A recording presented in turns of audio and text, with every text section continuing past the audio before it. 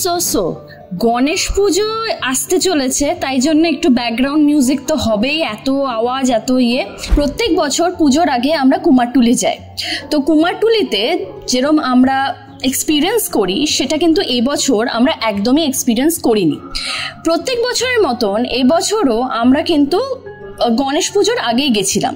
তোমরা যদি আগের ভ্লগগুলো দেখে থাকো তাও তোমরা দেখবে যে গণেশ পুজোর আগে কতটা প্রস্তুতি থাকে কুমারটুলিতে, কিন্তু এবছর সেটা কিছুই ছিল না, বরঞ্চ অনেকটাই ফাঁকা ছিল আর লোকজনের সেরম ভিড়ও ছিল না। কয়েকটা লোকজনের ভিড় ছিল যারা ফটো তুলতে এসেছিল, তাও হয়তো হাতে গোনা। সো আমরা চলে এসেছি কুমারটুলি, আমরা যাব কুমারটুলি। অ্যান্ড বেসিক্যালি আমরা এসেছি হচ্ছে এই তো গণেশ পুজো মানে 7 তারিখে, ঠিক আছে? তো আমরা গণেশ পুজোর সময় এসেছি। হ্যাঁ, তো আমরা দেখাতে এসেছি যে কুমারটুলির কি অবস্থা, মানে ইন দ্য সেন্স কতটা কি ভিড় আছে না আছে। আমরা আসার পেছনে এটাই ছিল কুমারটুলিতে যে অনেকে বলছে যে প্রত্যেক বছরের মতন এবছর অনেকটা ভিড় কম, তো সেটাই দেখতে এসেছি যে ভিড়টা কম কি না। তো চলো আমরা যেতে থাকি, তোমরা দেখতে থাকো। আগের বছর গণেশ আমরা কতগুলো দেখেছিলাম, অনেকগুলো দেখেছিলাম, বড় বড় ঠাকুর, ছোট বড় অনেক ঠাকুরই দেখেছিলাম। কিন্তু এবার কুমারটুলি যখন আমরা যাই তখন গণেশের যে পরিমাণ অনেক কম ছিল, মানে গণেশের থেকে আমি বলবো যে তাও দুর্গা ঠাকুর অনেক হচ্ছিল, তখন আমরা দেখতে পাচ্ছিলাম।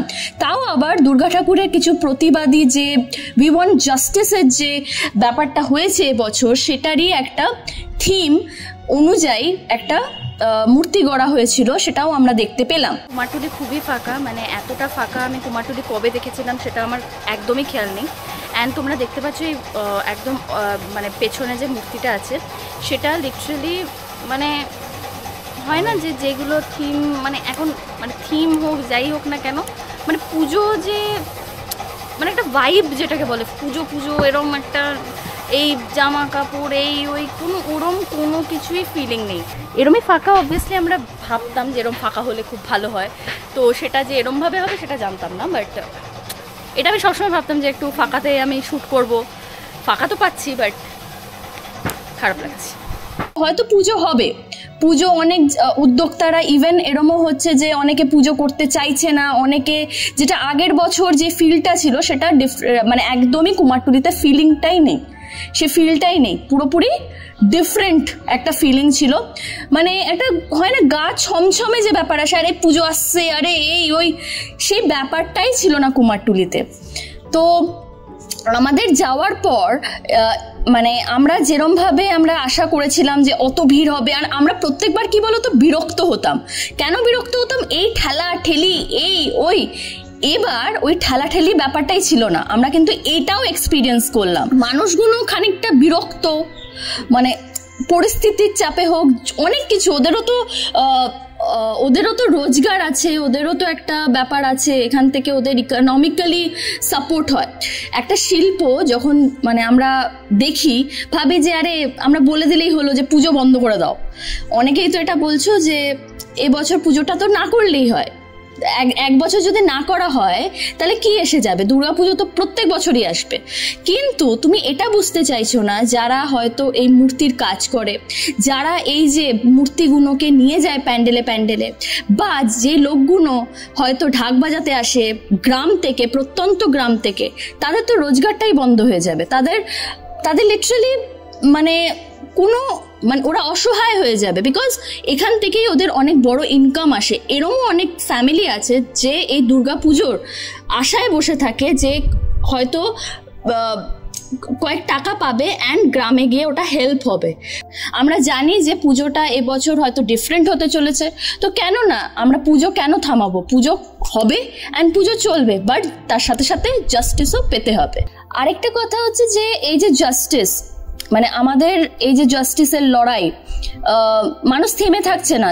14th অগস্টই লাস্ট ডে ছিল না, 14th অগস্টের পর অনেকেই এরম প্রতিবাদ হয়েছে, মিছিল বেরিয়েছে, কিন্তু সবাই যে একটা কথাই বলেছে যে প্রতিবাদও চলবে, পুজোও চলবে, অ্যান্ড সবচেয়ে বড় ইম্পর্টেন্ট হয়তো ওই ফিলিংটা আসবে না, বাট কেন না আমরা প্রতিবাদের থ্রু দিয়েই সবাইকে এটা জানাই যে মানে আমাদের লড়তে হবে। অ্যান্ড এই যে দুর্গা ঠাকুর, মানে সবসময় এটা মনে রেখো যে এই যে পুজো আসছে, দুর্গা ঠাকুর আসছে, তো যে যারা দুষ্টের দমন করতেও দুর্গা ঠাকুর আসছে, এটা মনে রাখতে হবে। দুর্গা ঠাকুর কিন্তু খালি মূর্তিতে না, সবার বাড়িতে বাড়িতেই আছে। যদি তুমি চাও তাহলে তুমি তাদেরকে দমন করতে পারো। প্রতিবাদ করো তোমার বাড়ির থেকে, এটা সবচেয়ে ইম্পর্টেন্ট। তোমাদের বাড়ির থেকে যদি তুমি প্রতিবাদ না করো, সারা জীবন তোমাকে মুখ বুজে থাকতে হবে, which is not at all good. তো আমি এটাই বলবো সবাইকে যে এবছর হয়তো পুজোটা খুবই ডিফারেন্ট। কুমারটুলিকে দেখালাম তোমাদেরকে, হয়তো সবাই আস্তে আস্তে নিজের পথে আস্তে আস্তে চলতে লাগবে, কিন্তু প্রতিবাদ করে যাবে। প্রতিবাদের শেষ তো আমরা দেখেই ছাড়বো, কিন্তু এই যে চলছে অরাজকতা, সেটা কোনো না কোনো সময় শেষ হবে। তারপরে আমরা যে কলকাতাকে আমরা দেখি, সেটা হয়তো আমরা দেখতে পাবো। সেই কুমারটুলি হয়তো পরের বছর হবে, কিন্তু ডেফিনেটলি হবে। লাস্টে এটাই বলবো যে সবাই যে বিচার চাইছো সেটা হবে। অ্যান্ড আমি এটা বলতে পারি যে লড়াইটা চালিয়ে যাও, be a strong women, be a Kali. যদি ভালো লেগে থাকে ভিডিওটা, তাহলে please don't forget to subscribe to our channel, আর লাইক শেয়ার আর সাবস্ক্রাইব করে দিও, আর ডেফিনেটলি বেল আইকনটা প্রেস করে দিও। তো till then, tata, bye by.